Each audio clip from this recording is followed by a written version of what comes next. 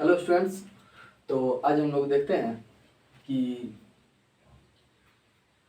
किस प्रकार से जो है केमिस्ट्री में ये छोटे छोटे जो पॉइंट्स दिखाई दे रहे हैं ये आपको स्टडी करने में हेल्पफुल जो होंगे। ये इसके बारे में हम लोग थोड़ा सा देखेंगे। केमिस्ट्री में हर जगह ये atom, molecule, compound, element, mixture ये सब आते रहेगा।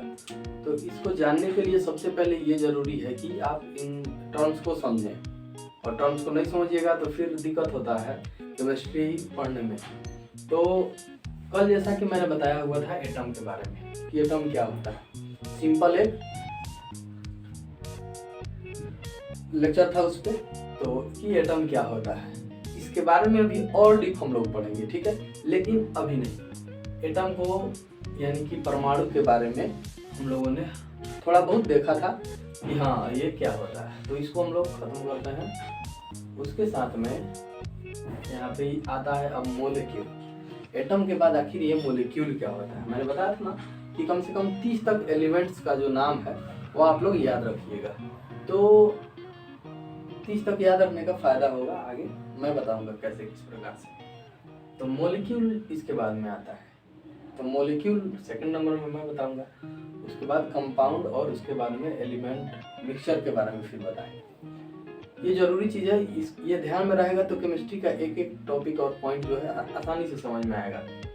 तो थोड़ा सा इस पॉइंट को हम लोग देख लें, यानी कि जो मॉलिक्यूल है इसको, ठीक है, कि मॉलिक्यूल आखिर अब क्या होता है।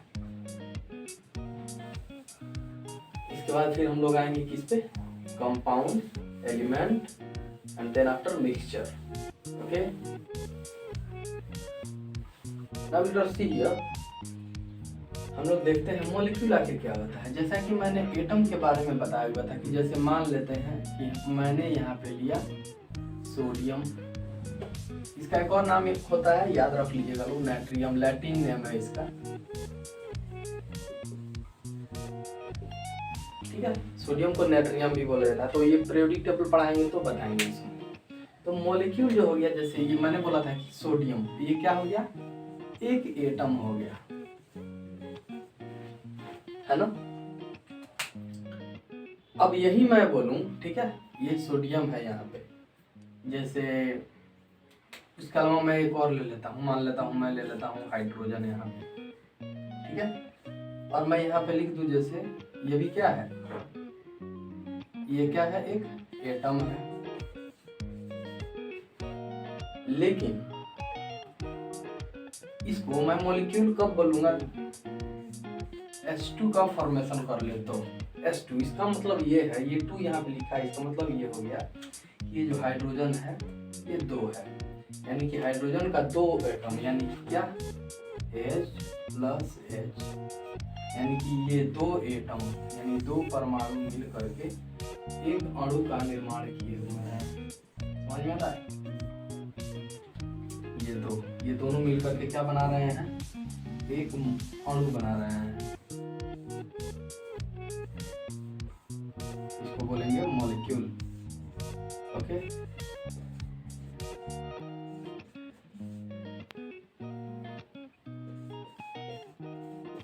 समझ में आया। तो ये हुआ, यानी कि 2 हाइड्रोजन मिल करके और एक मॉलिक्यूल का निर्माण कर रहे हैं। यानी कि कहने का मतलब है कि हम लोग अणु कब कहते हैं, जब थोड़ा परमाणु से थोड़ा बड़ा उसका शेप हो जाए, आकार हो जाए, उसको हम लोग क्या बोलते हैं, अणु बोलते हैं।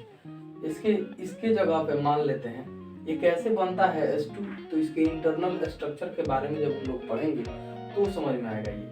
लेकिन अभी फिलहाल इतना जानिए, यानी कि हम लोग अणु किसे कहते हैं। एक बात ध्यान में आप लोगों को रखना चाहिए, पहले तो एलिमेंट याद होना चाहिए 1 से लेके और 30 तक, फ्रॉम 1 to 30 आप लोगों को याद कर लीजिएगा, इससे याद फायदा होगा आगे। तो ये अणु हो गया आपका। अब इसके साथ हम लोग क्या देखते हैं कि इसमें जैसे और भी बहुत सारा हो सकता है, जैसे कि हम ले सकते हैं, अगर मैं बोलूं कि C,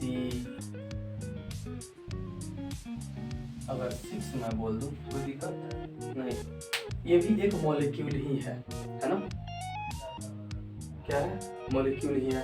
यानी कि सेम टाइप के जो एटम्स हैं सेम टाइप के।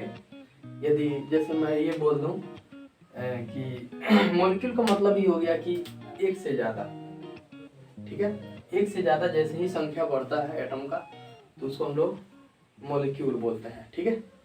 तो ये इस बात को आप लोग ध्यान रखिएगा, अणु बोला जाता है उसे।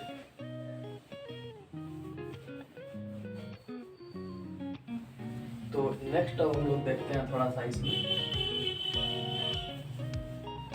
और भी इसमें बताया जाएगा आपको, ठीक है। तो थोड़ा इसमें तो इस तरह से जो है आप लोग देख चुके हैं कि ये कुछ एग्जांपल्स मैंने लिखा हुआ है बोर्ड पे। तो अब इस तरह से हम लोग कह सकते हैं कि ये जो है मॉलिक्यूल किसे बोलते हैं, कि मॉलिक्यूल का मतलब ये हो गया कि एक से अधिक जो है संख्या होती है किसकी, तो एटम्स की। जैसे यहाँ पे H2O मैंने लिखा हुआ है, तो 2 हाइड्रोजन का है और 1 ऑक्सीजन का है। और भी मैंने जैसे यहाँ कार्बन का बताया था कि C6 मैंने लिख दिया, तो ये भी एक प्रकार से मॉलिक्यूल हम बोल सकते हैं, है ना। तो एक चीज और देखिए यहाँ पे, जैसे कि ये O3 है, ऑक्सीजन का 3 एटम यहाँ पे है ना। सल्फर भी यहाँ पे आता है, जैसे एसिड के फॉर्म में रहता है, तो इसको भी हम लोग मॉलिक्यूल बोल सकते हैं एग्जांपल के तौर पे। तो आप जनरली एग्जांपल्स को देखिए यहाँ पे कि जैसे H2O है, एक चीज इसमें ध्यान रखा जाता है, मॉलिक्यूल उसी को बोलते हैं, समझ में आया ना, कि एक से अधिक एटम्स की संख्या यानी परमाणु की संख्या हो जाए, साथ में उसके केमिकल प्रॉपर्टी में कोई बदलाव ना हो। जैसे H2O है, क्या ये हाइड्रोजन और ऑक्सीजन जो यहाँ पे मिला हुआ है एक फिक्स्ड रेशियो में 2:1। 2:1 कैसे मैंने बता दिया, यहाँ पे हाइड्रोजन 2 है और ऑक्सीजन 1 है, इसी को बोलते हैं, ठीक है। CH4 यहाँ पे 1:4 के रेशियो में यहाँ पे क्या हुआ है, ये मीथेन इसको बोलते हैं, ठीक है। तो CH4 बना हुआ है, यहाँ पे O3 बना हुआ है, तो ये तो खुद ही सेम टाइप ऑफ एटम से बना हुआ है ना। तो इसे ही हम लोग मॉलिक्यूल बोलते हैं। एक ध्यान बात रखिएगा इसमें क्या, कि नंबर ऑफ एटम्स जो होता है वो ज़्यादा होता है और ये बेसिक यूनिट होता है H2O। अब यहाँ पे 4 लगा दीजिएगा, इसका मतलब ये मॉलिक्यूल नहीं बोला जाएगा, इसको कंपाउंड बोला जाएगा, यौगिक हो जाएगा। तो ये नहीं, ये ध्यान में रखना होगा आपको, ठीक है। तो H2O जैसे आपने यहाँ पे बोला, तो ये मॉलिक्यूल है, यानी कि स्मॉलेस्ट यूनिट है, समझ में आया ना। ये H2O है, यानी कि एक मोल के बारे में बात किया जा रहा है। अब मोल थोड़ा सा समझ में अभी नहीं आया, क्योंकि थोड़ा उसके लिए मोल कॉन्सेप्ट बताना पड़ेगा। तो ये मॉलिक्यूल है H2O, पानी जो होता है उसका एक मॉलिक्यूल है ये H2O, बेसिक यूनिट 1 यूनिट है, सिंपल समझिए 1 यूनिट। उसी तरह से जो C6H12O6 यहाँ पे ये भी एक मॉलिक्यूल है, किसका, तो ये ग्लूकोज का है। हम चाहे तो चीनी का भी ले सकते हैं, H22O11, है ना। यानी कि एक कोई भी हम लोग यदि लेते हैं यूनिट को, वो एक से अधिक एटम से मिलकर बना हुआ है। जैसे कार्बन के 12 एटम से, हाइड्रोजन के 12 और ऑक्सीजन के 11 एटम से, समझ में आया। तो इसे ही हम लोग क्या बोलते हैं, मॉलिक्यूल बोलते हैं। तो हम लोग डिफिनीशन में भी ऐसा लिख सकते हैं क्या, कि ऐसे मैं इसको मिटा सकता हूँ, ठीक है, और लिख के दिखा देता हूँ उसको। तो आप लोग इन सभी बातों को ध्यान में रखिएगा, तभी आपको केमिस्ट्री आगे समझ में आएगी। तो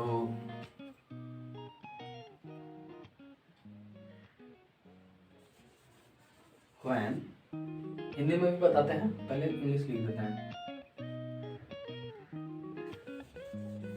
When 2 or more than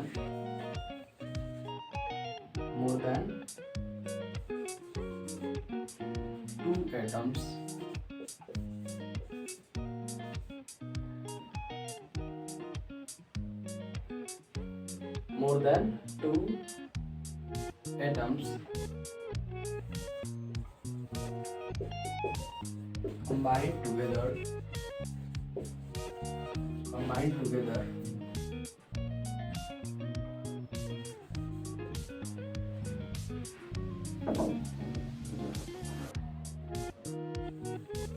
of the same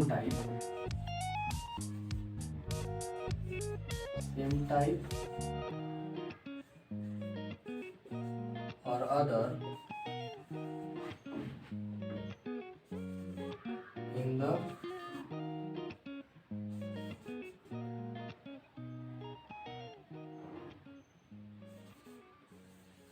fixed proportion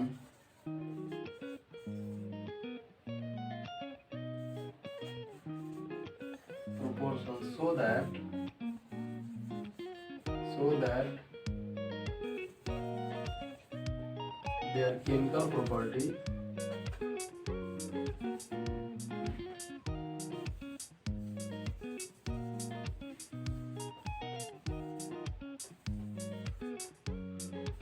cannot change। यानी कि इसी को हम लोग क्या बोलते हैं, सिंपल समझिएगा, जब दो या दो से एक ही प्रकार के परमाणु आपस में मिलते हैं या दूसरे भी प्रकार के परमाणु मिलते हैं, उसी को हम लोग क्या बोलते हैं, मॉलिक्यूल। ठीक है, एक फिक्स प्रोपोर्शन में यानी कि निश्चित अनुपात में जो है मिलना चाहिए, होना चाहिए, तभी उसे हम लोग क्या बोलेंगे, मॉलिक्यूल बोलेंगे। तो इस बात को ध्यान रखिएगा। ये हो गया मॉलिक्यूल, जैसा एग्जांपल मैंने अभी जस्ट पीछे बताया था, पहले एग्जांपल देन हम लोग डिफिनेशन बनाएंगे, तो इससे फायदा होता है। ठीक है, तो इस बात को हिंदी वाले भी लिख सकते हैं, जो हिंदी माध्यम के हैं, कि when two or more than two atoms combine together, यानी कि इसको हिंदी में आप लोग लिख सकते हैं कि जब दो या दो से अधिक एक ही प्रकार के परमाणु या दूसरे प्रकार के परमाणु एक निश्चित अनुपात में एक साथ मिलते हैं। ठीक है, इस तरह से मिलते हैं कि उनका रासायनिक गुण जो है परिवर्तित नहीं होता है, उसी को हम लोग मॉलिक्यूल बोलते हैं। ओके, तो लेट अस सी अगर, तो हम लोग देखते हैं अब थोड़ा आगे। मॉलिक्यूल के बाद में आता है कंपाउंड।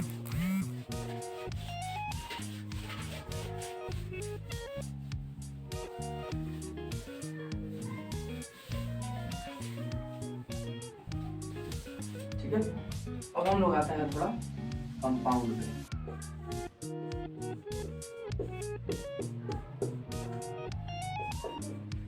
जिसे हम लोग और भी बोलते हैं यौगिक।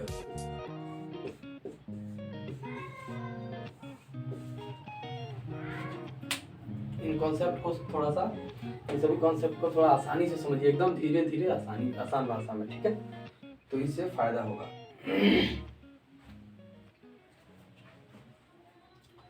तो अब ये कंपाउंड क्या होता है, आखिर कंपाउंड हम लोग किसे बोलते हैं, तो थोड़ा हम लोग देखते हैं।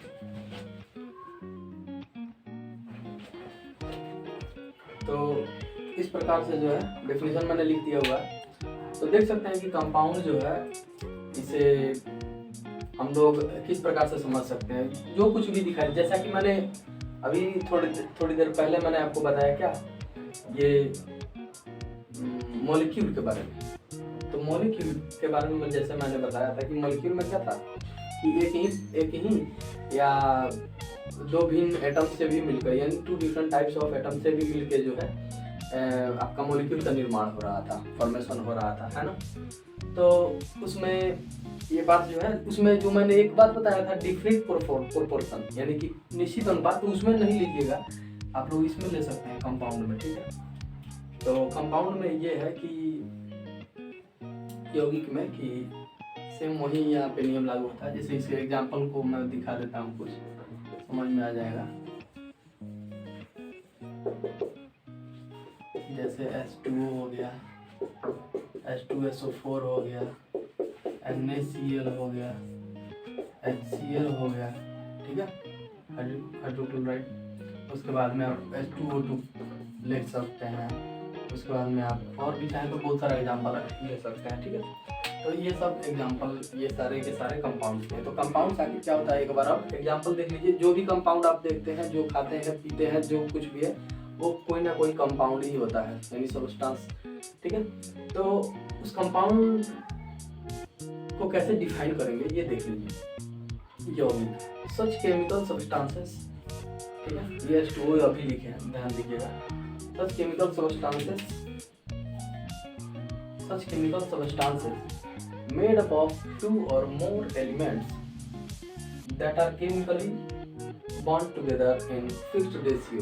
कहने का मतलब है कि उस प्रकार के केमिकल सब्सटेंसेस, ठीक है, जो कि बने होते हैं 2 या उससे अधिक तत्वों के कॉम्बिनेशन के वजह से, ठीक है। तो उसी को हम लोग क्या बोलते हैं, कंपाउंड बोलते हैं। बहुत ही आसान डेफिनेशन है, तो आप लोग इसको दिमाग में रखिएगा। ये बॉन्डेड होते हैं। बॉन्डेड का मतलब हो गया, तो आगे पढ़ना है। रिएक्शन जब होता है ना, किसी भी एक सबस्टांस से एक सबस्टांस दूसरे सबस्टांस से जब रिएक्शन करता है, या कहें तो वैसा ही केमिकली, तो उसी को केमिकल हम लोग बॉन्ड बोलते हैं। केमिकल रिएक्शन बॉन्ड, बॉन्ड का मतलब होता है बंधन में बंधे रहना। जैसे कि यहाँ पे आप देख सकते हैं H2 है, ये इसके साथ किसी न किसी बंधन में बंधा हुआ है ना। ये बंधन किस तरह होता है, कैसे होता है, ये सब आगे पढ़ना है। इसीलिए इस वर्ड का यूज किया गया बॉन्ड। यानी हिंदी में समझ सकते हैं आप किस तरह से कि उस वह रासायनिक वस्तु है ना, वह रासायनिक वस्तु जो 2 या उससे अधिक तत्वों के मिलने से रासायनिक रूप से बंधन में रहता है, यानी कि बॉन्डेड रहता है। वो भी किसमें, तो फिक्स्ड रेशियो। ये बात बार बार ध्यान में रखिएगा, लोग याद रखिएगा, जिसमें फिक्स्ड रेशियो की फिक्स्ड रेशियो में जो है ये कंपाउंड का फॉर्मेशन होता है। तो आगे बाद में, आज के लिए इतना है।